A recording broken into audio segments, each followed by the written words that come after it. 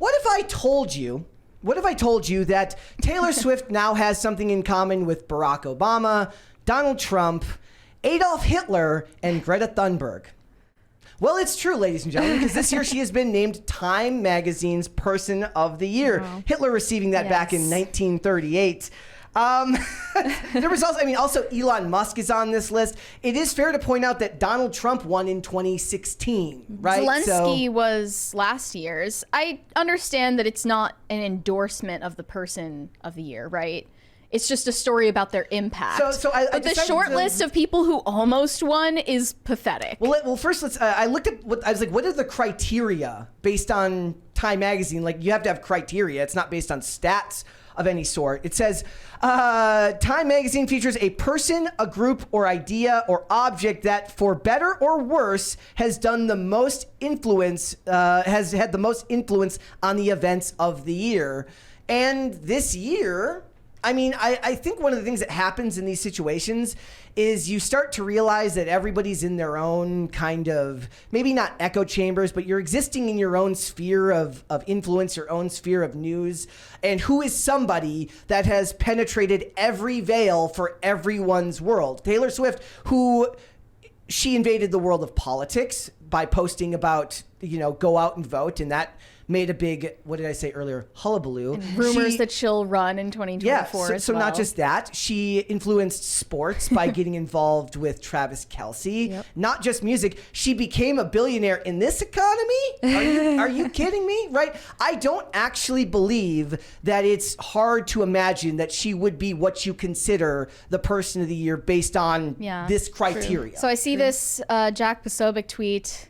The Taylor Swift girl boss psyop has been fully activated. From her hand-selected vaccine shill boyfriend to her dink lifestyle, dual income, no kids, to her upcoming 2024 voter operation for Democrats on abortion rights, it's all coming. And what's funny is just yesterday, Malcolm Flex on Twitter did a video post where he talked about how he's like, I'm genuinely worried about Taylor Swift in the upcoming election because she's going to have a lot of sway. Mm-hmm. But every time we bring this up, every time we talk about this, we're told it's stupid, it's not worth talking about, it's not important. She registered like 38,000 people to vote with a single tweet. She is something that, for better or worse, you have to worry about if you're a conservative. I'm not a conservative, but when you look at it, she will then get people to coalesce around that, what I'm going to start calling like Taylor Swift liberalism, which is like basically Taylor Swift feminism, right? Like, she coalesces and brings people together under that banner who will all be low info voters who will go out and vote because she said so. You do have to worry about it. You do. Yeah. And I think it's fair to put her on the cover this year. It's just the person that you couldn't escape hearing about or talking about. And it seems like everyone has an opinion, even if it's a negative one. But the people who were in the running were Hollywood strikers, lame, Xi Jinping, Sam Altman, the CEO of OpenAI, the Trump prosecutors, Barbie herself, the fictional character, and Putin, King Charles, and Jerome Powell. Who is the chairman of the Federal Reserve, and libertarians everywhere are screaming. Yeah. And the Fed. I will say that there was a touch of virtue signaling bullshit in the cover story that I unfortunately read the whole thing. So she feels like this has been like a year for the girls in 3 different ways. So there is her tour, the Barbie movie, and Beyonce's tour all happening at the same time. The Beyonce movie didn't make all that much money. Well, the Beyonce tour itself did. Or the movie and she's talking about how they've been pitted against each other. But she says, if we have to speak stereotypically about the feminine and the masculine, women have been fed the message that what we naturally gravitate toward, girlhood, feelings, love, breakups, analyzing our feelings, talking about them nonstop, glitter, sequins, we've been taught that those things are more frivolous than the things stereotypically gendered men gravitate toward, right? And what has existed since the dawn of time? A patriarchal society. What fuels a patriarchal society? Money, flow of revenue, the economy. So actually, if we're going to look at this in the most cynical way possible, feminine ideas becoming lucrative means that more female art will get made. It's extremely heartening. She is, based solely on her boon for the economy alone, she probably ranks up there as somebody who was a net positive for every economy every economic sector that she entered. As she went from town to town, people were talking about how she became a huge, like every time she would go to restaurants, people would like post fake sightings of her at their restaurant to try to get people to come out and go to their restaurants and gather around, right? Yeah. So, but she's also crafted like such a good victim narrative as well. oh yeah. Mm-hmm. Despite the fact that she's always been riding high in her career and wasn't actually canceled, she claims that she was canceled beyond belief. Like no one has been before because of Kanye and Kim Kardashian. And here's what she said about that. Nobody actually believed Of course not. So she says like the two things that led to her having this resurgence later in her career was the Kanye thing and her music getting bought out by Scooter Braun, who she believes hates her. So here's what she said about Kanye. You have a fully manufactured frame job in an illegally recorded phone call, which Kim Kardashian edited and then put out to say to everyone that I was a liar. That took me down psychologically to a place I've never been before. I moved to a foreign country. I didn't leave a rental house for a year. I was afraid to get phone calls. I pushed away most people in my life because I didn't trust anyone anymore. I went down really hard. Yeah. And it's true that Kanye at the Grammys was like a 9/11 for Swifties. It's like a Swiftie history book. Yeah. That was their 9/11. And I don't know, like it just didn't seem like that actually impacted her career as much as she claims it did. And her music getting bought out by Scooter Braun in that backdoor deal didn't impact her career because now she's making more money off of re-recording her albums. Mm-hmm. Yeah. No matter how successful she is, she's always a victim. And that's why I don't like her personally. Some of her songs I will listen to, but I read most of the article too, and at one point she says, I've been raised up and down the flagpole of public opinion so many times in the last 20 years.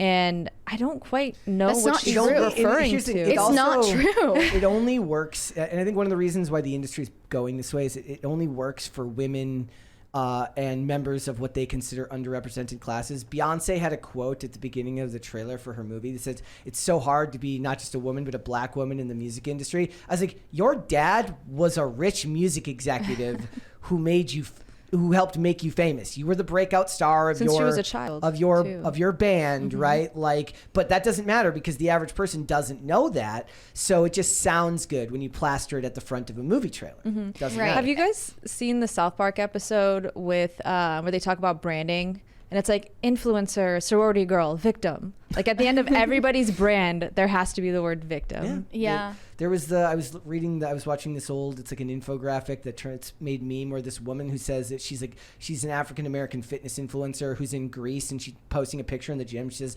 there's no other black people in the gym with me other than a person working. And they're like, you're in Greece.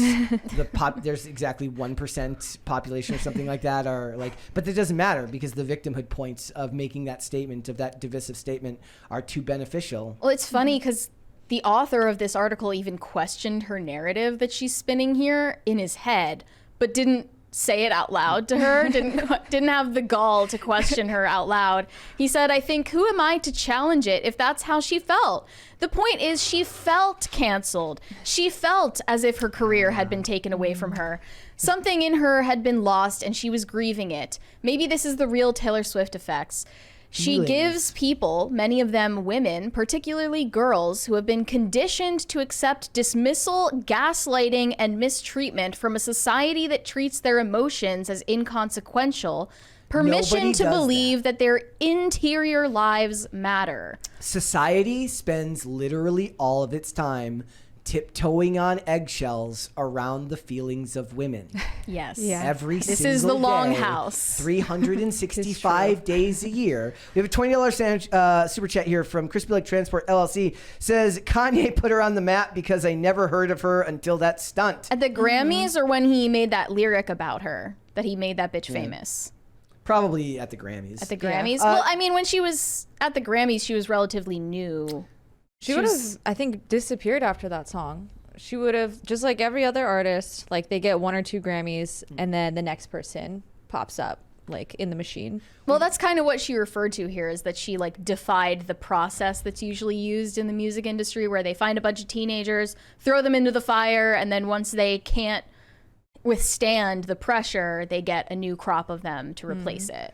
I see. So now that she's 33 and at the peak of her career, and maybe this isn't even the peak, maybe she'll have even more success, she feels like she defied all those odds. I do want to show some of these slides from Linda from Mostly Peaceful Latinas. She had an interesting observation of what happened here. So this is what she said. She said, sorry, Swifties, but this is just the plan to get women to vote for Democrats. We saw this from a mile away. Not a hater comment, since we have to clarify around here. Meanwhile, conservative influencers push the, quote, women shouldn't vote idea less than a year away from elections. Again, this is why you lose, right? Because they're all going to coalesce around her, and the rest in the Republicans or the conservatives and the what Linda always criticizes, or the manosphere, are the ones saying that women shouldn't vote. Got one from Pat the Plumber. Next story, let's go. Well, we'll get there. We'll get there, buddy. Since you paid for it. Yeah. If we don't talk about her and ignore her, she'll go away, right? No.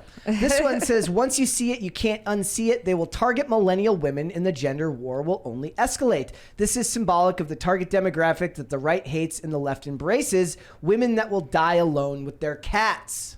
That cover of her with her cat around her shoulders really is. And then here's one where that. she points it out. She says, in less than an hour, I am proven right about the symbolism of this picture and who it will trigger and target. It's so easy to trigger the right. Says it's shameful and sad that a hyper-promiscuous, childless woman aging in alone with a cat has become the heroine of a feminist age. You could very easily, if I was to be some type of devil's advocate here, you could say successful businesswoman, entrepreneur, somebody who's managed to become, like, don't they also value people who manage to use the free market and succeed, right? Like, depending on what side you support, anyone can push a narrative on any of these things and make it about whatever they believe to be true. There was also the one that you sent me about the person who said that no one should be a billionaire. Oh, yeah. I saw a bunch of Swifties arguing about whether it's ethical for Taylor Swift to be a billionaire. As they say, no one should be a billionaire, and does she use it for good or for evil? Yeah. And they're saying, well, I mean, if she's doing it because she's self-made and she's just selling a product that people want, what's wrong with that? But then there were a bunch of replies from people who are playing devil's advocate that still are fans of hers that say, well, look at her impact on the environment from her private jets, for instance, or the fact that she uses sweatshops to make her merchandise. Yeah. There's always something that you could charge her with, right? Somebody says, so Amda says, all I know is no one accumulates that much wealth without turning a blind eye to poor labor practices or other unfair treatments of people in their supply chain. Mm-hmm. She gave a $100,000 bonus to everyone on her tour. That's true. What? Yeah. Thank you. $100,000 to all of them. Even like the roadies. The truck drivers got $100,000. All the main people on the tour, right, got $100,000. It totaled several million dollars. Wow. Right? This person also says, when they say it's time to eat the rich, she will be a part of that. Unfortunately. Yeah, that's never gonna happen, bro. But keep dreaming. Whether you like it or not, the cat lady, the boxed wine cat lady, is a voting block that the left will always take advantage of, and the right will always admonish and put down. And not to get conspiratorial, but it feels like they've been ramping her up these last couple of years, right up into giving her Person of the Year in 2023, right before the election year. Yeah. So she's more influential than ever right now.